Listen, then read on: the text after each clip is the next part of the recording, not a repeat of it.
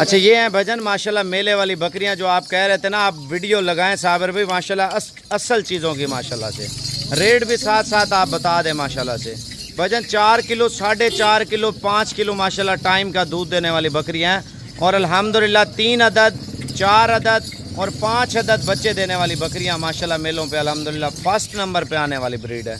Rate मैं आपको बता रहा हूँ, थोड़ा आगे गली में जाने दे यार, मैं आपको रेट फाइनल दे रहा हूँ, ठीक है ना।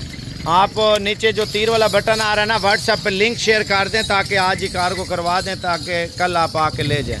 अगर आना है तो आ जाए, नहीं आ सकते तो कोई मसला नहीं, मैं आपको ऑनलाइन कर देता हूँ। आने दें, वापसी आने दें, ठीक है। और व्हाट्सएप पे लिंक आप शेयर कर दें और इनका रेट मैं आपको फाइनल दे रहा हूँ। बकरियाँ आप पहले तवज्जो से देख लें इंशाल्लाह ताला, ठीक है ना।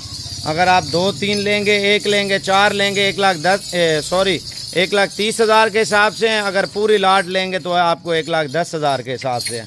जाने दे यार बकरियाँ माशाल्लाह, इधर देख ले हमारे, सारी बकरियाँ देख लें, बिल्कुल गाय है, नज़र नहीं लगानी। बाकी वीडियो को ज़्यादा से ज़्यादा लोगों तक शेयर लाजमी करना है।